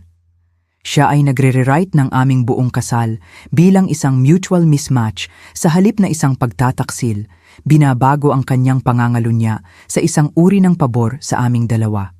Ito ay masterful sa paraan nito, ang kakayahang ito na i-reframe ang nakakawasak na panlilinlang bilang enlightened self-awareness. Kailan mo gustong umalis ako? Tanong ko. Nagulat si Elena. Hindi mo kailangang umalis ka agad. Maaari nating ayusin ang mga detalye sa pamamagitan ng ating mga abogado. Hindi ako walang puso, Reynaldo. Hindi walang puso, kalkulasyon lang, mapanmanipula, at may kakayahang mapanatili ang isang komplikadong panlilinlang sa loob ng maraming taon habang pinaplano ang aking pagpapalit. Ngunit hindi walang puso. Tumayo ako, nararamdaman ang pagtanda kaysa sa aking minampamtikam taon.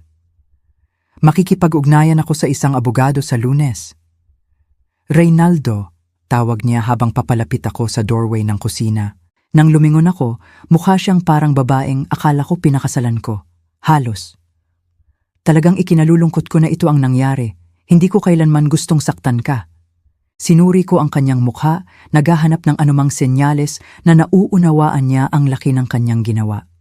Ngunit mayroon lamang bahagyang pagsisisi.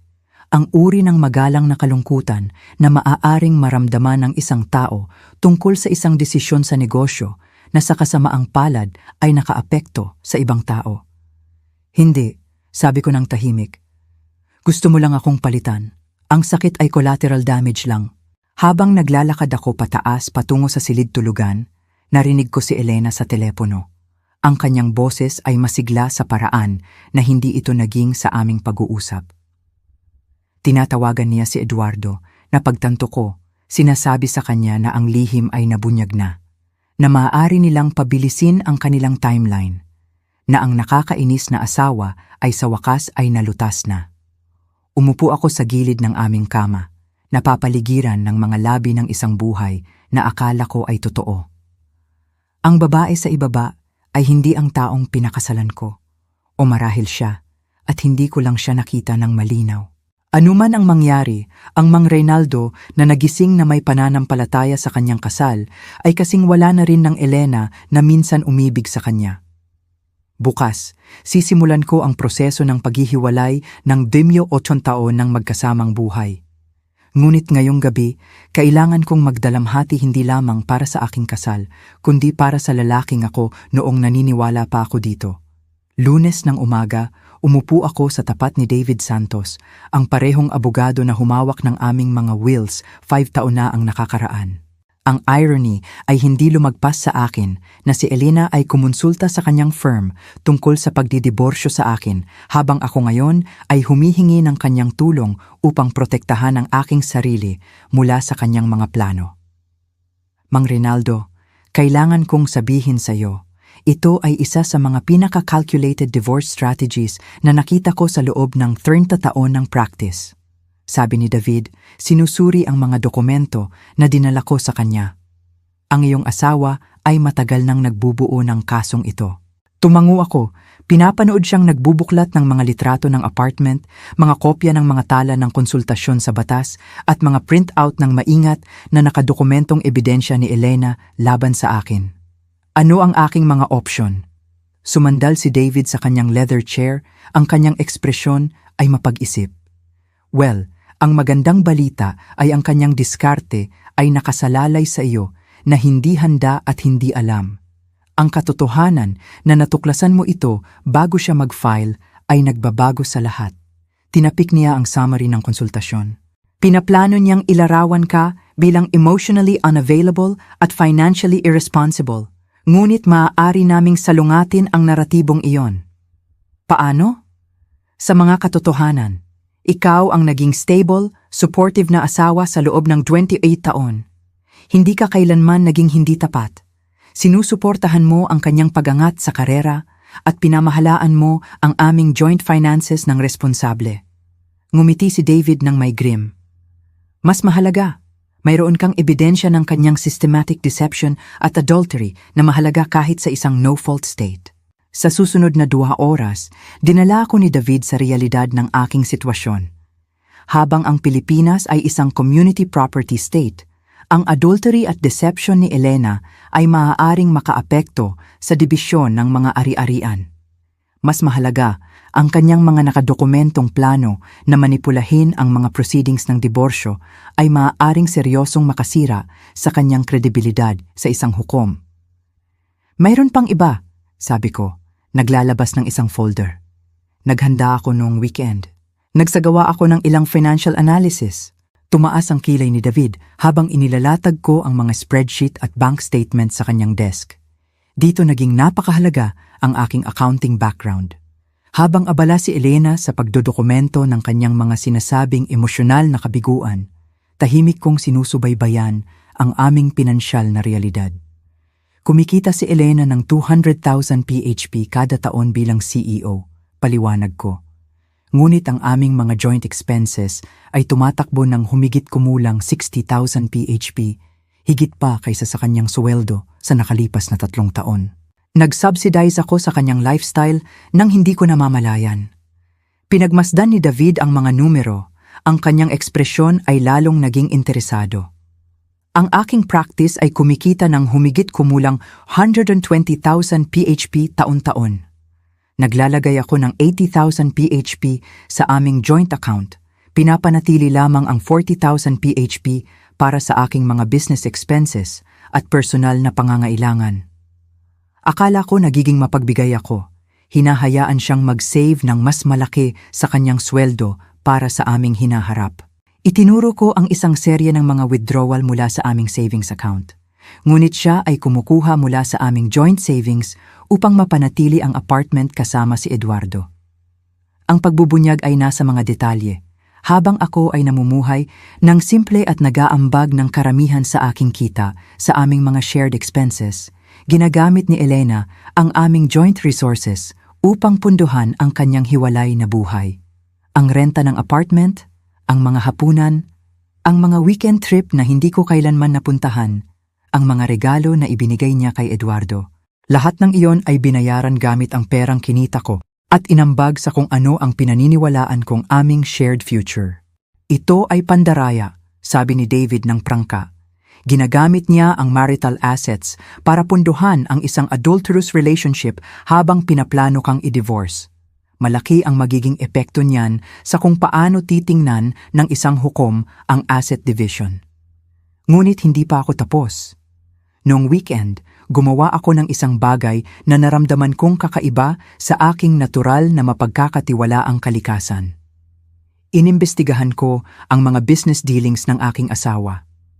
Ang natuklasan ko ay mas nakagulat pa kaysa sa kanyang personal na pagtataksil. Mayroon pang iba. Sabi ko, naglalabas ng isa pang set ng mga dokumento. Si Elena ay nagpoposisyon kay Eduardo upang humalili sa mas maraming responsibilidad sa Meridian Technologies. Ngunit ayon sa mga corporate filing na natagpuan ko, ginagawa niya ito sa mga paraan na lumalabag sa kanyang fiduciary duty sa board ng kumpanya. Nagtalim ang mga mata ni David, ipaliwanag mo. Si Eduardo ay inupahan bilang Vice President of Business Development 3 taon na ang nakakaraan, ngunit sistematikong inililipat ni Elena sa kanya ang mga responsibilidad na dapat mangailangan ng board approval. Siya ay halos naghahanda sa kanya na humalili sa kanya bilang CEO habang ipinoposisyon ang kanyang sarili bilang presidente.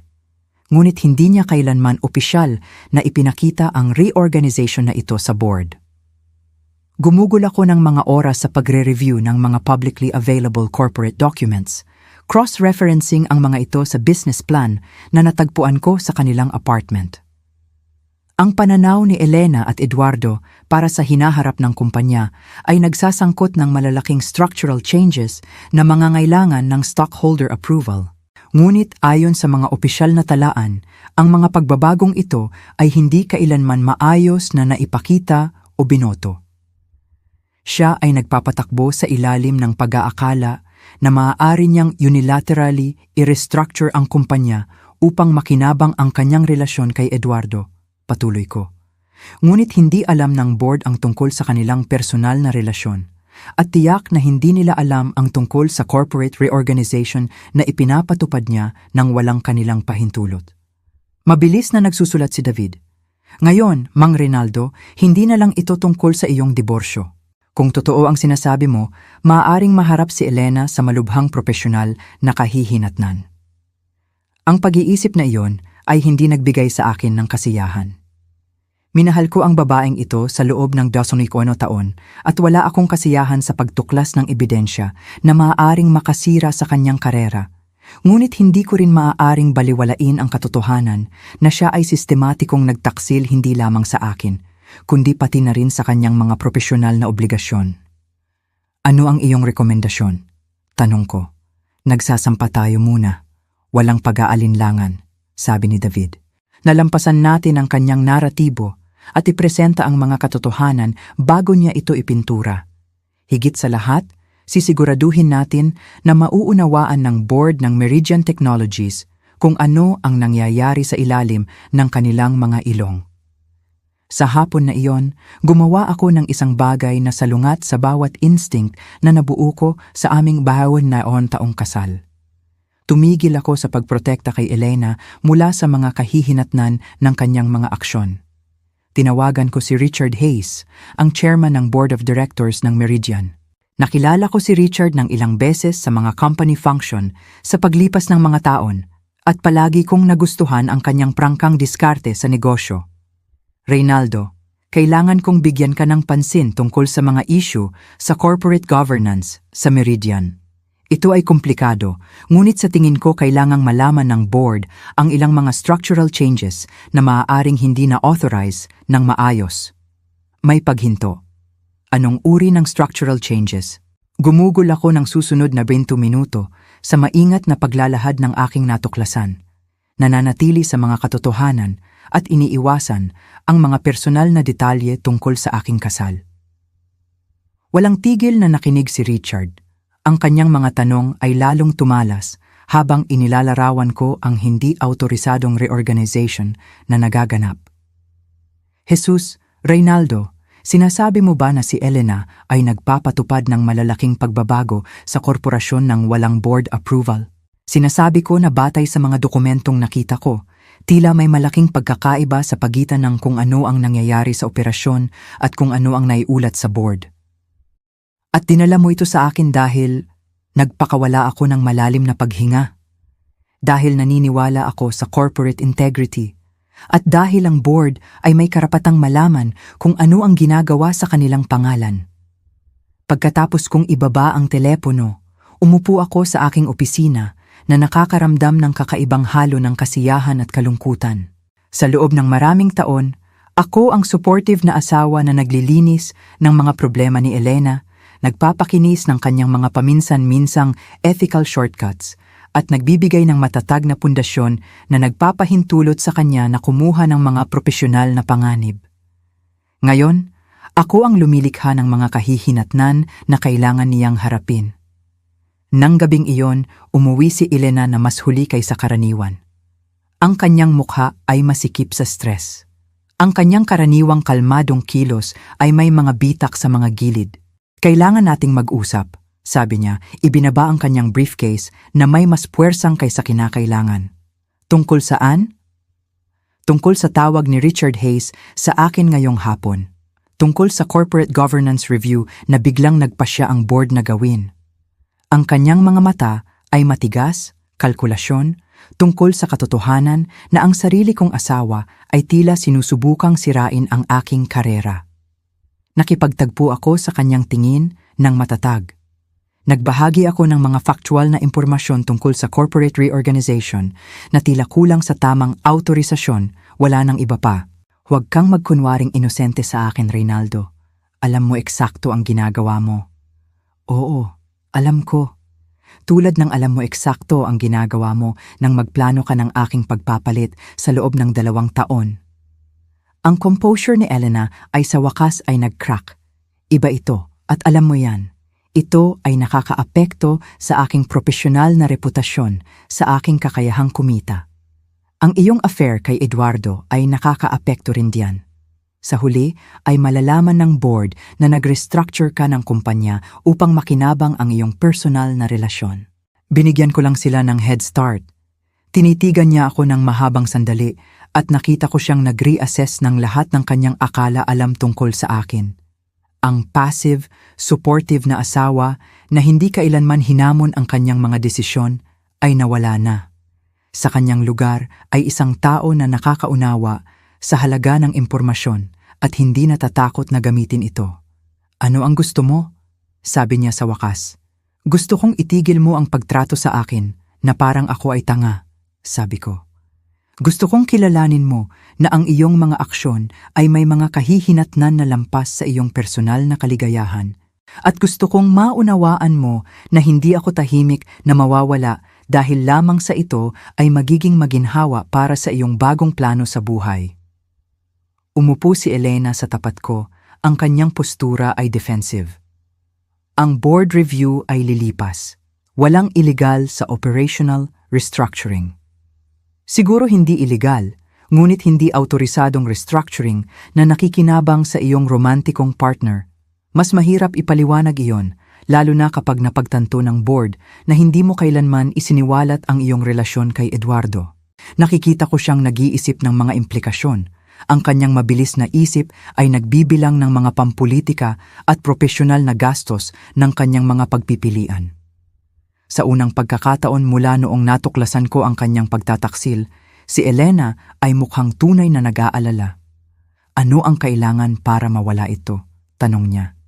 Hindi ito mawawala, Elena. Ikaw ang nagsimula nito nang magpasya kang mamuhay ng dalawang buhay.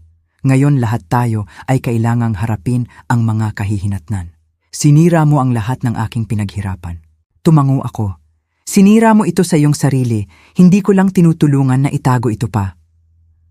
Nang gabing iyon, habang si Elena ay tumatawag sa telepono sa likod ng mga nakasaradong pinto at naririnig ko ang stress sa kanyang boses, napagtanto ko ang isang bagay na fundamental na nagbago. Sa loob ng 20 taon, ako ang nag-a-adjust, nag-a-accommodate, gumagawa ng espasyo para sa kanyang mga ambisyon at pagpili. Ngayon, sa unang pagkakataon, siya ang kailangang mag-adjust sa mga kahihinatnan na hindi niya makontrol. Hindi ito paghihiganti.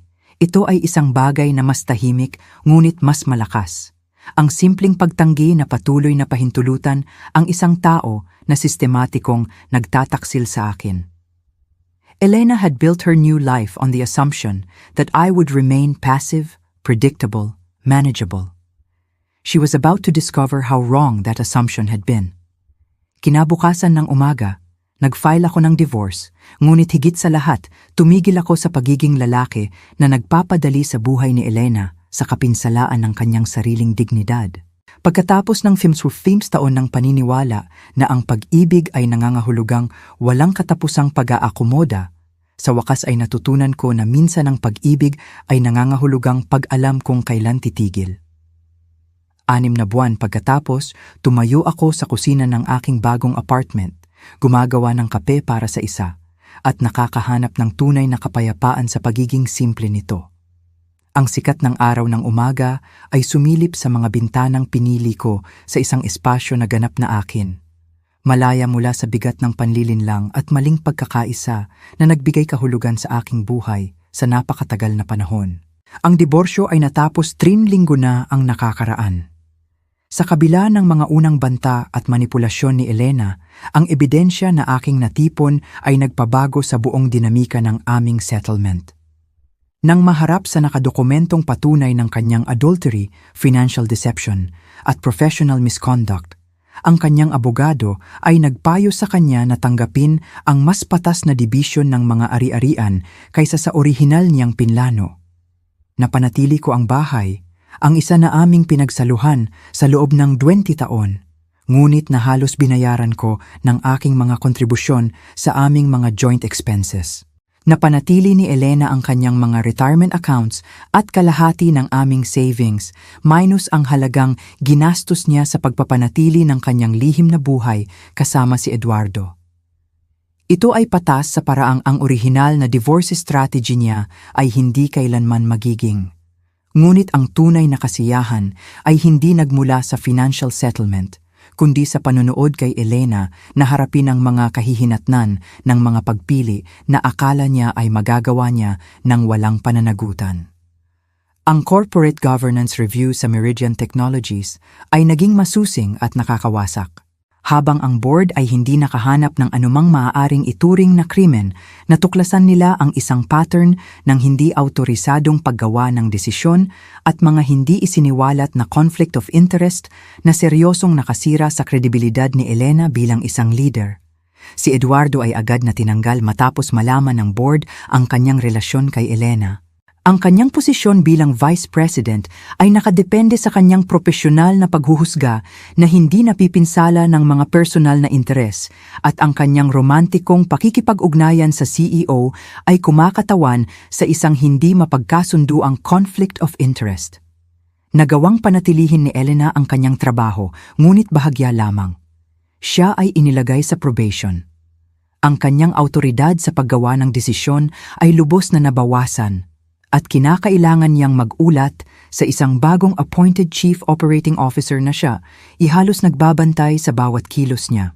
Si Elena ay lumipat sa isang modestong one-bedroom place na mas malapit sa kanyang opisina, isang malaking downgrade mula sa karangyaan na kanyang nakasanayan.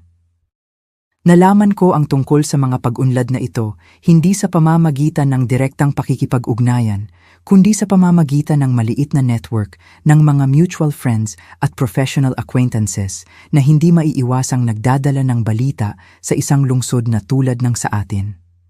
Ang ilan sa mga taong ito ay lumapit sa akin pagkatapos ng diborsyo, nagpapahayag ng pagtataka sa mga pangyayari at sa ilang mga kaso ay humihingi ng paumanhin dahil sa paniniwala sa maingat na binuong naratibo ni Elena tungkol sa aming kasal.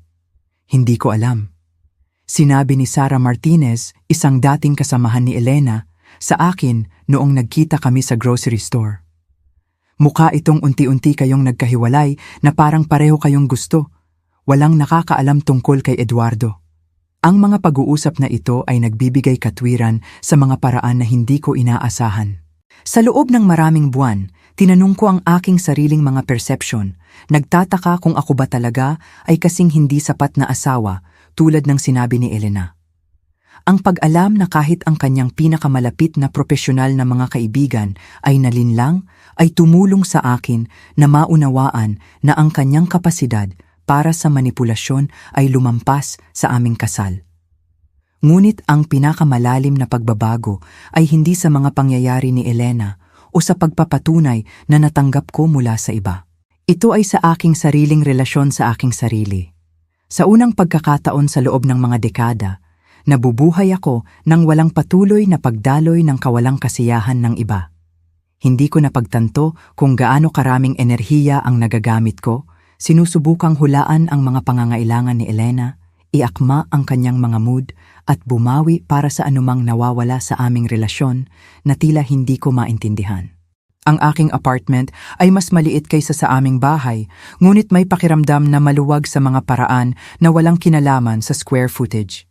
Maaari akong magbasa sa gabi nang hindi nag-aalala na ang aking kasiyahan sa mga simpleng kasiyahan ay sa paanuman nakakadismaya sa isang taong nangangailangan ng mas maraming stimulasyon.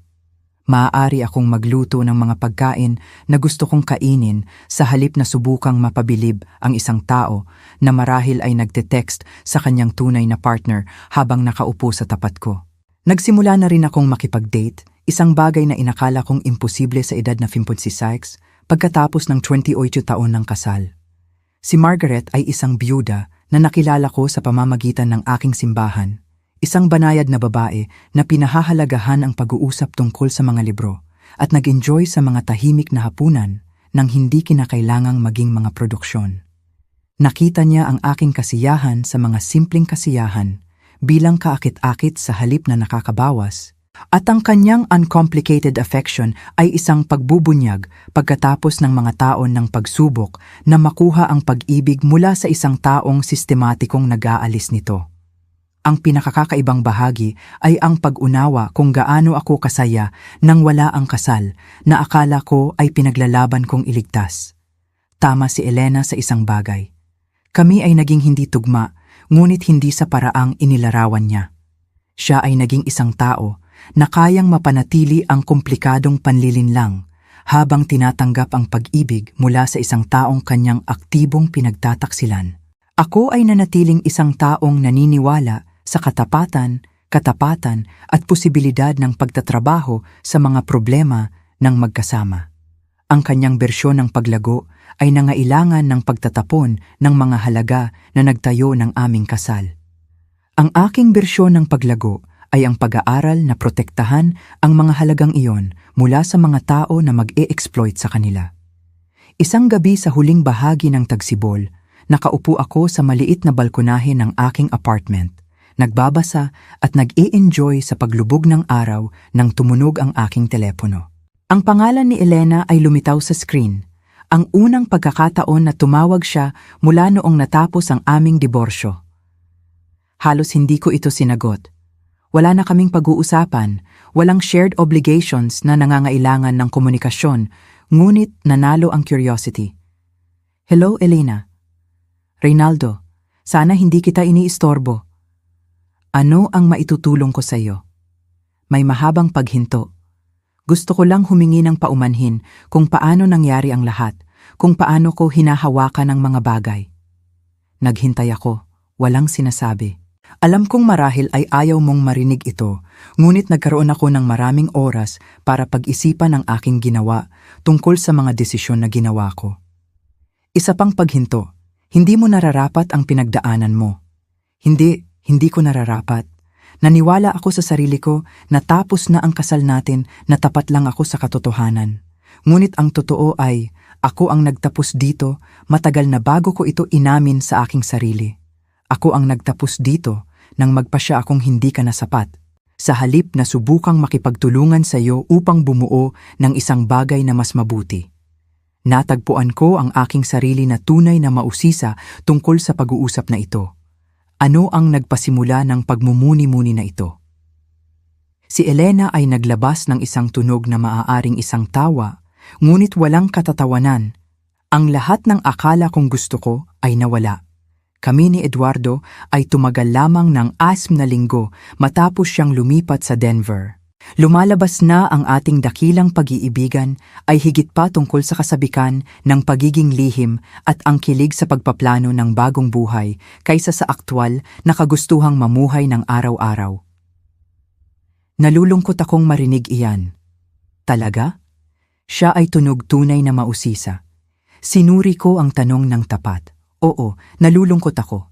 Nalulungkot ako na isinakripisyo mo ang 21 taon para sa isang bagay na hindi totoo. Nalulungkot ako na nasaktan mo ang napakaraming tao sa paghahangad ng isang bagay na hindi umiiral. Nalulungkot ako na natuklasan mo ng huli na ang mayroon tayo ay talagang mahalaga. Hindi mo ba iniisip kung ano ang mangyayari kung nagsabi ka lang sa akin? Kung naging tapat ka tungkol sa pakiramdam na nag-aalala sa halip na gumawa ng lahat ng komplikadong panlilinlang na ito? Minsan, pag-amin ko. Ngunit Elena, ang problema ay hindi na ikaw ay nag-aalala o nais ng higit pa mula sa buhay. Ang problema ay pinili mo ang panlilinlang at pagtataksil sa halip na tapat na komunikasyon. Pinili mong palitan ako sa halip na makipagtulungan sa akin. Alam ko na ngayon. Alam mo ba, dahil kahit sa paghingi ng paumanhin na ito, nakatuon ka pa rin sa resulta na hindi naging maganda para sa iyo, hindi sa pinsalang idinulot mo sa paglipas ng panahon. Humihingi ako ng paumanhin na nabigo ang iyong diskarte, hindi humihingi ng paumanhin na ang iyong diskarte ay nagsasangkot ng sistematikong pagsisinungaling sa isang taong nagmamahal sa iyo. Ang katahimikan ay lumaki sa pagitan namin. Tama ka. Sabi niya sa wakas. Kahit ngayon, tungkol pa rin ito sa akin. Oo, ikaw nga. Sana maging masaya ka, Reynaldo. Sana makahanap ka ng isang taong nagpapahalaga sa kung ano ang masyado akong makasarili na hindi ko pinahahalagahan. Nakahanap na ako. Ang pangalan niya ay Margaret, at siya ang lahat ng hindi mo kailanman naging. Tapat, mabait, at may kakayahang magmahal ng walang manipulasyon. Mahusay, karapat-dapat ka diyan. Pagkatapos niyang ibaba ang telepono, umupo ako sa aking balkonahe habang ang araw ay tuluyang lumubog. Iniisip ang kakaibang paglalakbay na nagdala sa akin sa mapayapang gabing ito. 1 taon na ang nakakaraan, namumuhay ako sa isang kasinungalingan nang hindi nalalaman ito. Kasal sa isang tao na sistematikong nagpaplano ng aking pagpapalit habang tinatanggap ang aking pagmamahal at suporta. Ngayon, ako ay nag-iisa ngunit hindi malungkot. Nagsisimula muli ngunit hindi nagsisimula mula sa simula. Natutunan ko na ang kasiyahan ay hindi isang depekto sa karakter at na ang aking kakayahang magmahal at magtiwala habang ginawa akong madaling masamantala ay siya ring nagbigay sa akin ng kakayahang magkaroon ng tunay na pagiging malapit sa isang taong nagbabahagi ng mga halagang iyon. Nakita ni Elena ang aking kasiyahan sa aming tahimik na buhay bilang ebidensya ng aking mga limitasyon. Nakita ito ni Margaret bilang ebidensya ng aking kakayahang makahanap ng kagalakan sa tunay na koneksyon sa halip na mangailangan ng patuloy na panlabas na pagpapatunay. Ang pagkakaiba ay hindi sa kung ano ang aking inaalok, kundi sa kung sino ang tumatanggap nito. Habang naghahanda ako para matulog ng gabing iyon, nagmumuni-muni ako sa isang bagay na magugulat sa Mang Reynaldo ng isang taon na ang nakakaraan. Nagpapasalamat ako sa pagtataksil ni Elena, hindi dahil nagustuhan ko ang sakit ng pagtuklas o ang kahirapan ng diborsyo, kundi dahil inilaya ako nito mula sa isang relasyon na dahan-dahang pumapatay sa aking espiritu. Sa loob ng maraming taon, sinubukan kong maging sapat para sa isang tao na nagpasya na hindi ako sapat. Tinanggap ko ang pag-ibig bilang isang may kondisyong regalo na maaaring bawiin kung mabigo akong matugunan ang mga umuusbong na pamantayan na hindi ko kailanman pinahintulutang maunawaan. Nabuhay ako sa takot na mapanaig ang isang tao na nagpaplano na ng aking pagpapalit. Ngayon ay nabubuhay ako kasama ang isang taong nagmamahal sa akin, hindi sa kabila ng aking kasiyahan sa mga simpleng kasiyahan, kundi dahil dito. Isang taong nakikita ang aking katapatan bilang isang regalo sa halip na isang inaasahan. Ang aking katapatan bilang isang kayamanan sa halip na isang pasanin. Sa edad na 65, natutunan ko na minsan ang pinakamagandang bagay na maaaring mangyari sa iyo ay ang mawala ang isang bagay na inakala mong hindi mo mabubuhay kung wala. Minsan ang kalayaan ay dumadating na nakabalat kayo bilang pagkawala. At minsan, ang pinakamapagmahal na bagay na maaari mong gawin ay ang pagtigil sa pagbibigay daan sa isang taong sistematikong nagtataksil sa iyo. Tama si Elena sa isang bagay. Pareho kaming karapat-dapat na makasama ang isang taong tunay na nakakaintindi sa amin. Karapat-dapat siya sa isang tao na may kakayahang kaparehong antas ng panlilinlang at manipulasyon na mayroon siya. At karapat-dapat ako sa isang tao na ang pag-ibig ay hindi may kasamang mga kondisyon, mga petsa ng pag-expire at mga exit strategy. Habang pinapatay ko ang mga ilaw sa aking maliit, tapat na apartment, napagtanto ko na sa unang pagkakataon sa maraming taon, ako ay eksaktong kung saan ako nararapat.